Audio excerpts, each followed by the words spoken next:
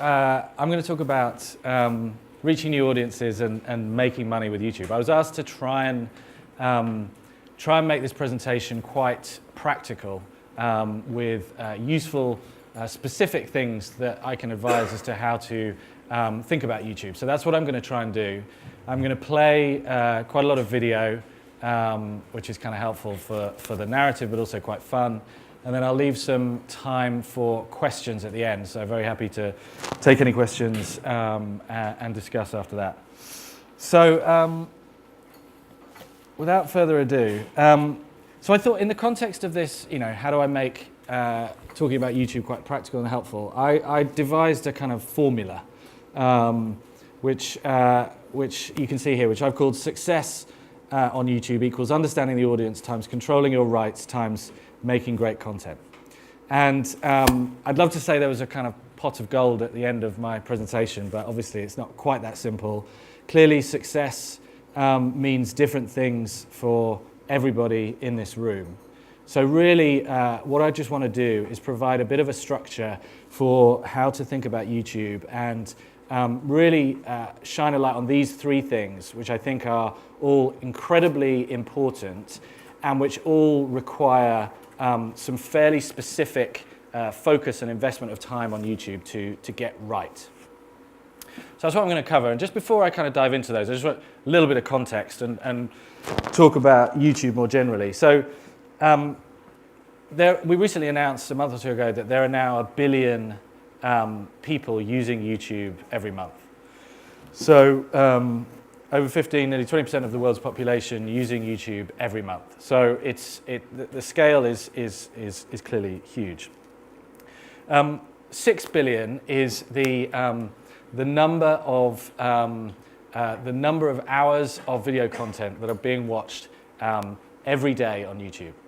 So you've got huge scale in terms of numbers of people and volume of content being consumed. And this is the smallest number, but in many ways I think it's the most interesting and amazing. And 100 is the number of hours of content that are uploaded to YouTube every minute. So 100 hours of new content uploaded to YouTube every minute, which, if you kind of do the maths, it's a big number, but to contextualize it, that is equivalent to more than the total output of 3 broadcast networks over the last 5 years.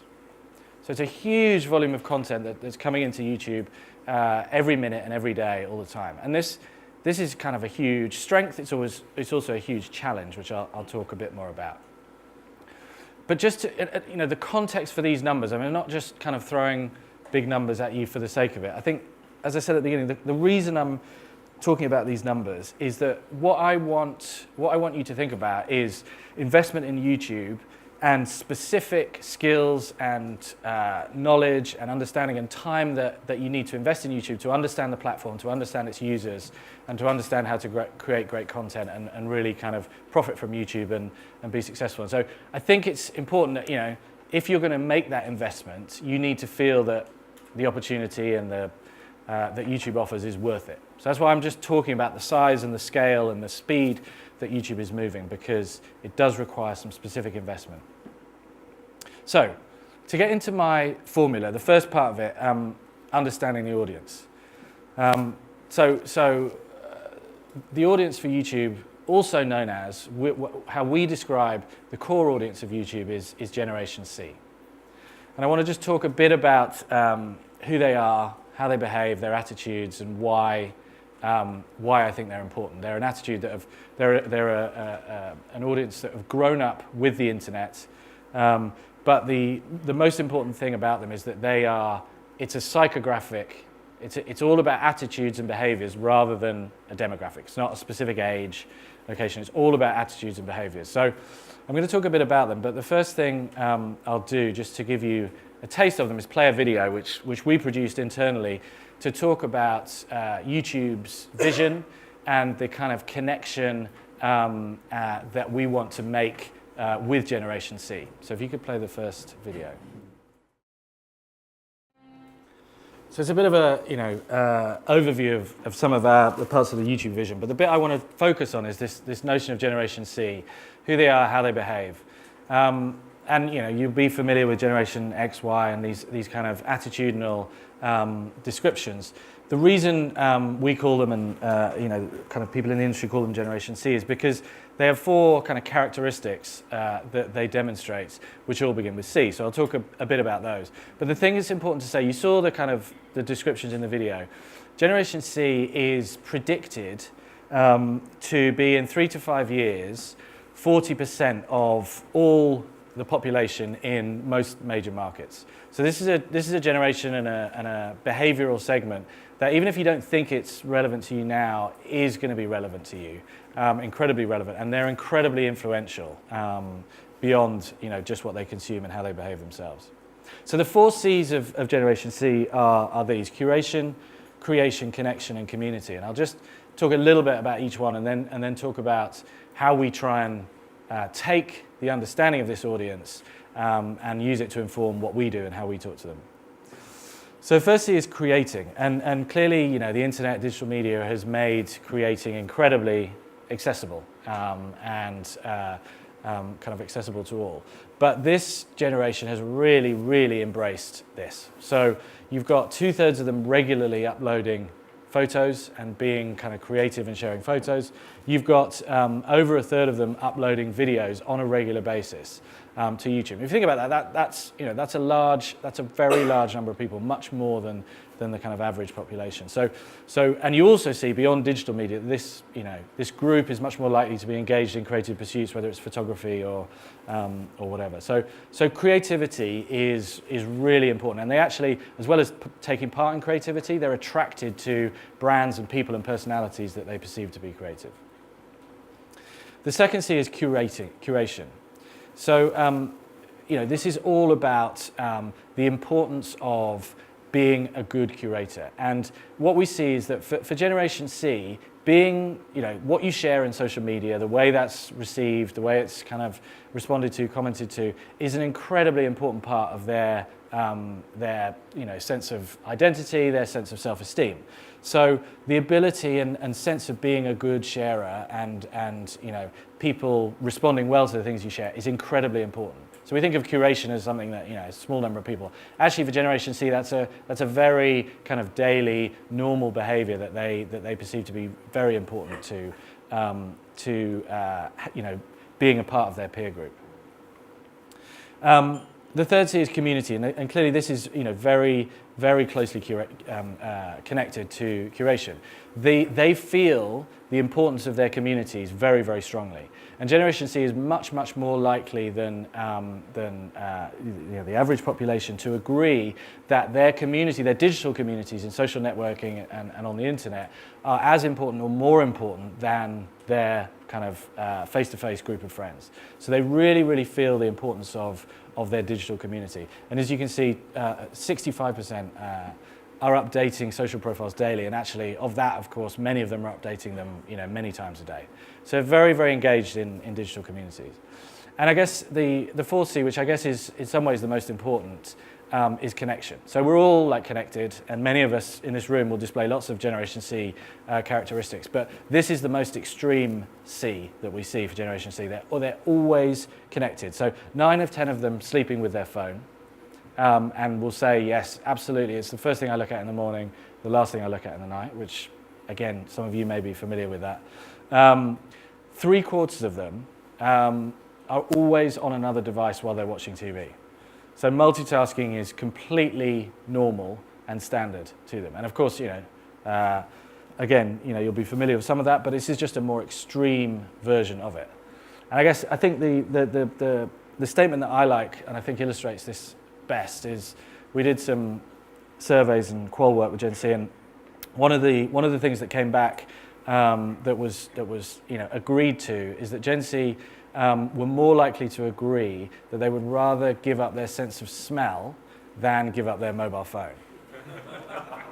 You kind of think it's absurd, but that is how significant the ability to be constantly connected is. It's completely critical to their lives. So those are the kind of 4 C's that fundamentally describe them. And I just want to now just describe, okay, what do we kind of, I talk about know the audience. What do we sort of do with that information? So So we've sort of started to translate it into some behaviors that come out of those attitudes and those behaviors. So behaviors that are interesting to YouTube and interesting.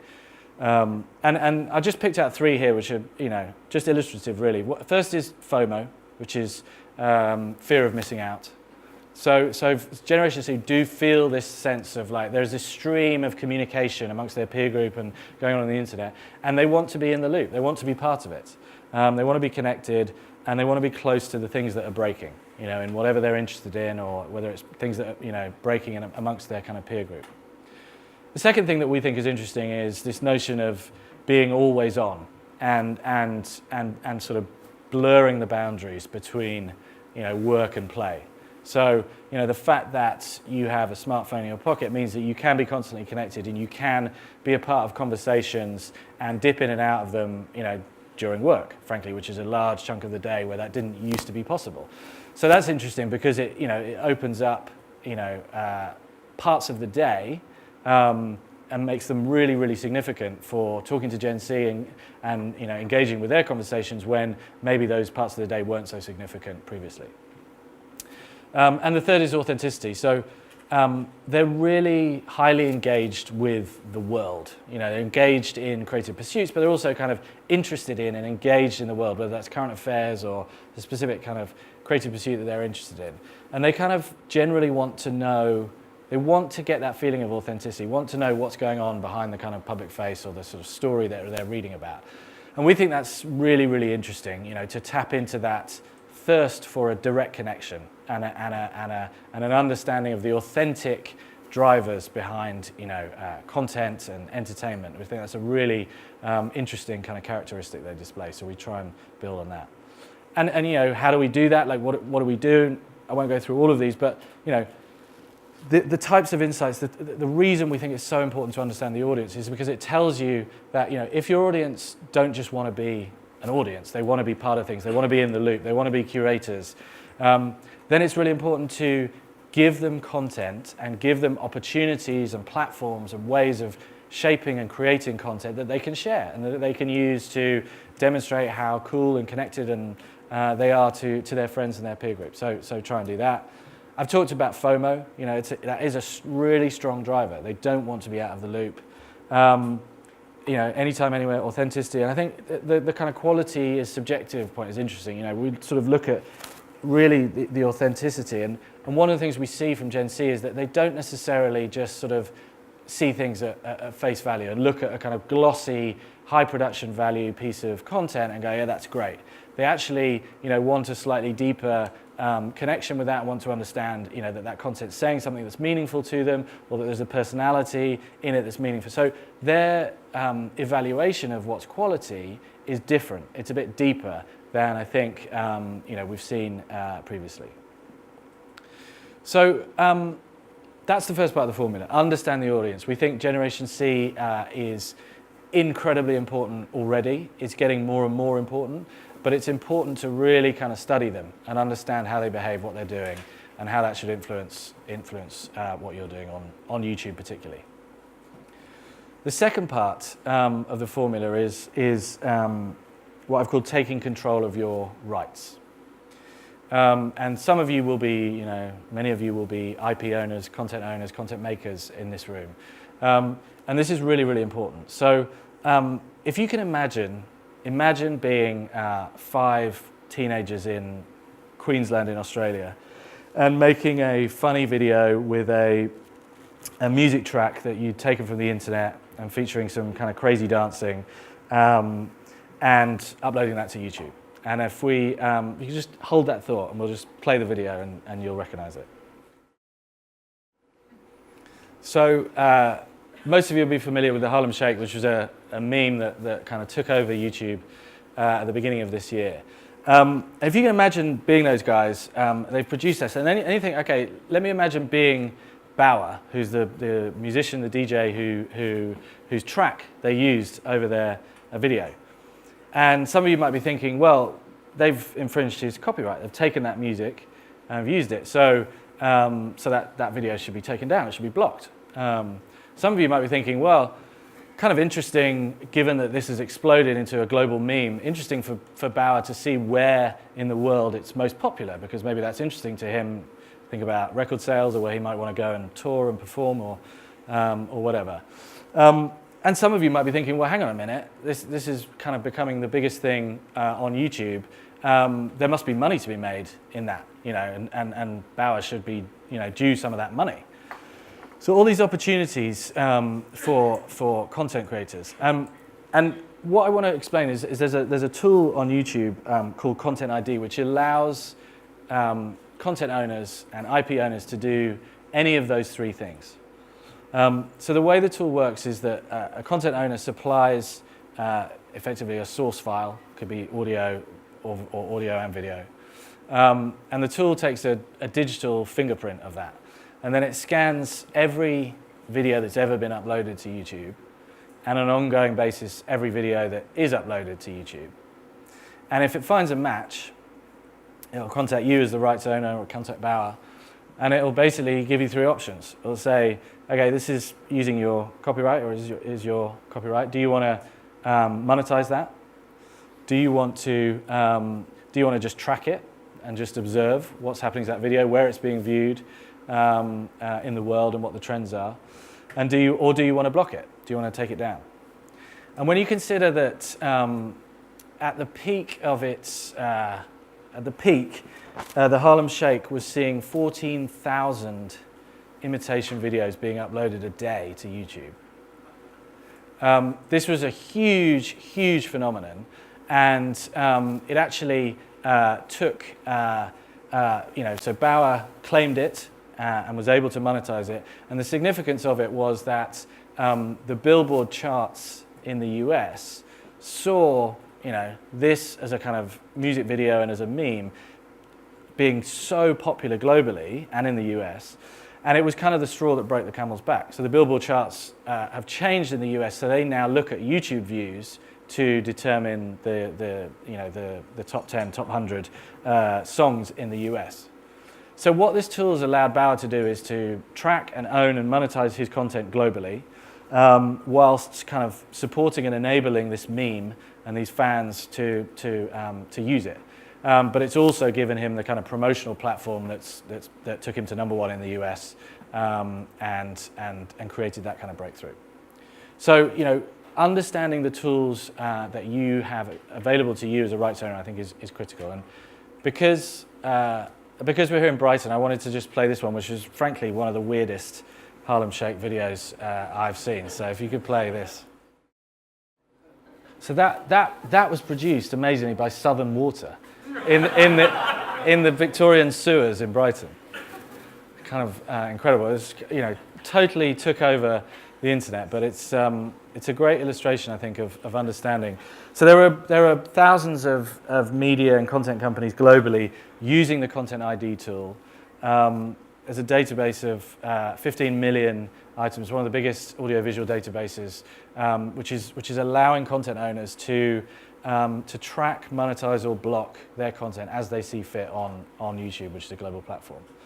So, and just as another example on this, just to sort of explain how else it can work.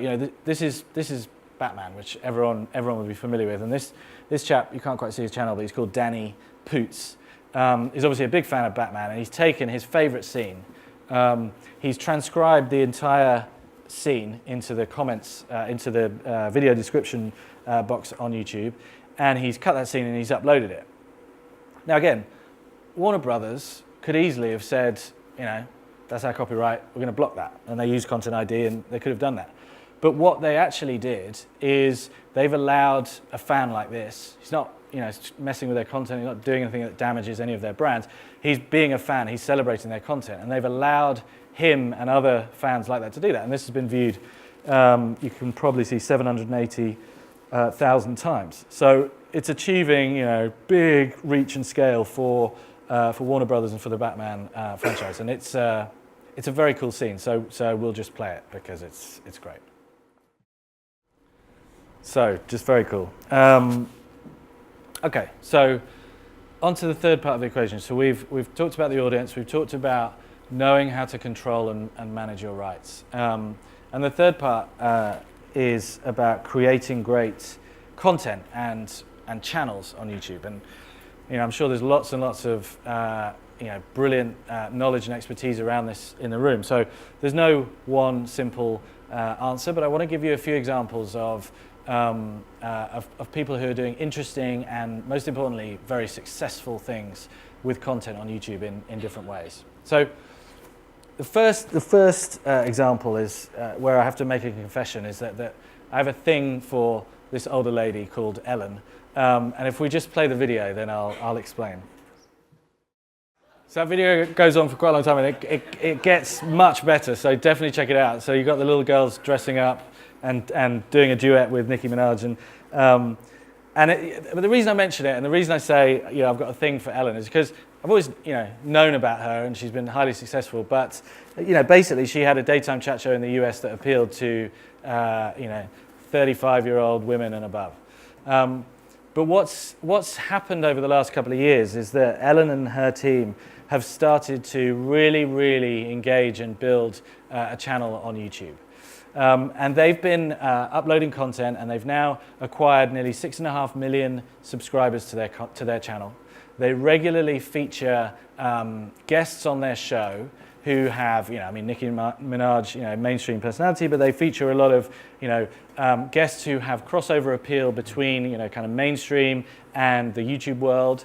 And they do extremely well when they slice and dice that content and put it onto their channel. So effectively using the existing content they have, putting it on their YouTube channel, and supplementing with some fun YouTube challenges and interesting things that they do. But a lot of it is reusing the content they have. And what that's done for them is it's opened up a global market for their show. And what Ellen herself says is that it began as a promotional vehicle for the show. Every time they put a new video on their channel, 6.5 million subscribers are told about that new video. So it's a great, promotional vehicle. It's completely free for 6.5 million subscribers to follow Ellen on YouTube. That works very well as a promotional tool. But of course, what's happening now is that they are serving ads and monetizing that video content globally. And if you look at every English language speaking market in the world, including India, Australia, Ellen will be one of the top performing YouTube channels in that market. So it's a huge global success story, and purely kind of syndicating and growing the content that they've been producing. So if I move on to another area of kind of creating great content, and it's one of the kind of most exciting and interesting areas, I think, which is around brands and companies that are creating original content, specifically for the internet and for YouTube, to talk directly to consumers and audiences and go directly to them. And it's important to say, I'm sure most of you will know this, but it's important to say, anybody, there is no intermediary on YouTube. Anybody can set up a YouTube channel and have immediate access to a global audience, and then it's a question of building that global audience. And what I want to talk to you about is how a brand called Vice have done that. So the interesting thing about Vice is that you may know them. In the 90s, they started as a magazine out of Vancouver in Canada, alternative culture magazine, very much print. That was their focus. They didn't really they didn't get into YouTube until very recently, 2-3 years ago. But when they did, they've been very smart about how they've translated the very strong brand they have. They have a brand that's all about gonzo journalism, going to the kind of places that other news or current affairs organizations will not go, telling stories that other people won't tell, having a kind of alternative view of the world. And they've been very smart about how they've translated that brand into video and into YouTube. And I'll give you, if we just play first minute or two of this clip, I'll give you just a taster of the kind of content they're producing. So you get a flavor of the type of thing that Vice are doing. And it's important to kind of remember that you know, they've been through their evolution as a magazine and grown up. And when they started investing heavily in YouTube, it was kind of regarded as a big bet and a big risk. And there's two things to say. You know, one, it was absolutely not an overnight success. And I want to take you through, you know, a couple of the steps and the things I think that Vice have been very smart in doing and in learning as they, you know, as they moved into YouTube and evolved to make their presence successful. But the other thing to say is, you know, there's kind of a happy ending because some of you may have read that recently Fox made an investment into Vice Media, which valued the company at $1.4 billion. So they have built a very, very substantial media business on YouTube and on the channels they've created. But as I said, it didn't happen overnight. And I just want to talk about a few things that they learned and that they did. The first thing is sharing. Okay, so I think you'll all be familiar from your own YouTube usage, like a lot of YouTube consumption happens through sharing, you know, varies, you know, to and forth, but, you know, on average, well over 40% of YouTube usage will come through emails and sharing and embeds, etc. And so really understanding that and capitalizing on it is so important. And these two videos were released at a similar time by Vice, and they just happened to create a spike, one on top of the other, where these two videos were being shared a crazy amount in terms of being embedded and being emailed and linked to from each other. So once they kind of realized, you know, the potential of the type of video they could produce and the potential that had for creating buzz and basically allowing their fans and their viewers to do the promotion for them, I think that was a really important moment for them. They kind of realized the importance of sharing in driving views. Personalities are like a big deal, a really big deal on YouTube. Lots of the most successful YouTube channels are very personality driven. Vice is obviously a broad-based channel, but they've been really smart about how they think about personality. This is their CEO, believe it or not, who really is a personality. So they've kind of played on that whole thing where basically they're a collection of very cool, alternative, edgy people that a lot of people would want to hang out with. Well, you may or may not want to hang out with them, but so they really use the personality thing. But they've also tapped into the importance of personality on YouTube. So as I said, a lot of very successful YouTube channels are heavily personality driven, and these are just two examples from the US that Vice have collaborated with and worked closely with. So Felicia Day runs a channel called Geek and Sundry, and Harley runs a channel called Epic Mealtime, which, and if you don't know both of them, you should definitely check them out. They're kind of amazing and in their different ways. But Vice have been very smart about understanding where are the personalities that maybe have an intersection with their brand and their content and what they're doing, and how can they collaborate with them and learn from them and include in what they're doing. And I think that's a really, really important part about creating successful content on YouTube. Search, like we talked about sharing, search in some ways is kind of like everyone knows, like lots of you know, search is incredibly important in any kind of web content, but it's true with YouTube as well. And I think, you know, what Vice is learned is that they did a video with Snoop Lion where he went back to Jamaica, and it was incredibly successful and generated a lot of search traffic. And the thing they learned quite quickly is they started to overlay annotations onto their video, so capitalizing on the search success of this one video to drive people to subscribe to their channel.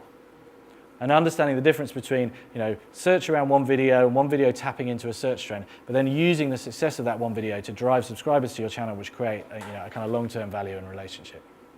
So understanding those search dynamics. And related to that, you know, this whole, you know, understanding of what is topical, what's being discussed right now. And, you know, really looking at the data on, you know, how's the discussion around gun control, and particularly around 3D guns. When is it moving? When is it spiking? How does that inform the content you create? How do you try and anticipate that? How do you react to it? They're very tuned into this stuff. They use a lot of kind of data and analytics to analyze the content they produce and to think about what they're going to produce.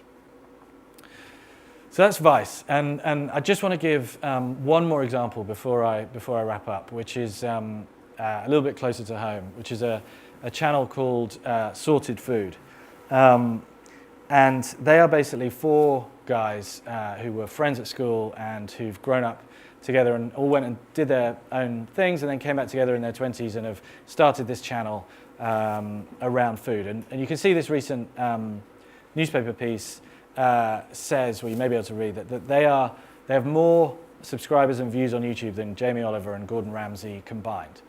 And so the reason I mention this is it's just interesting and important to understand the phenomena of YouTube channels that are growing up kind of under the radar, not particularly well known in mainstream media, but are within the YouTube world. This is the dominant food entertainment brand. These are the guys who are doing incredibly well.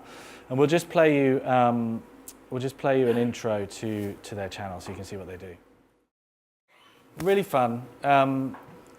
The guys have nearly 500,000 subscribers on YouTube, and they're just interesting because I think they bring together some of these themes that we've been talking about. They really, really know and understand their audience. They are constantly connected to them, constantly talking to them, actively create and ask for a kind of feedback loop on everything they do.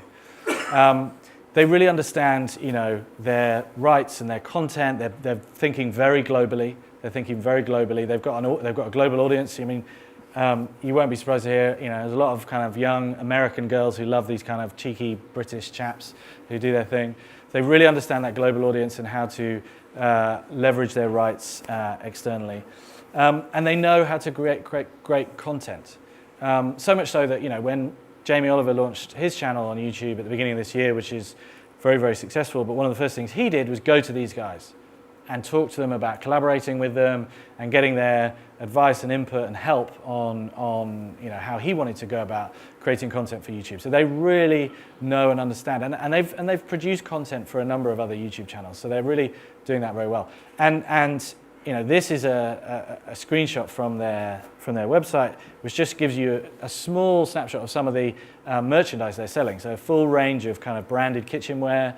They're selling, they've published cookery books, they're publishing ebooks, they're moving into apps. So they're really thinking about how to manage their IP, own their IP, and monetize the audience that they're creating on YouTube in multiple ways. So I think they're a kind of great example, really, of the type of new creative entrepreneur that we think can flourish on YouTube, and we're seeing flourish on YouTube, and really kind of proud that YouTube is helping them be successful. So that was my formula. As I said, success is totally different for everyone in this audience. So some or none of that will be useful to you. But I think if you are thinking about these three things and really working to understand the drivers of all of these things, then you're likely to be able to find success in what you're trying to do on YouTube. Thank you very much.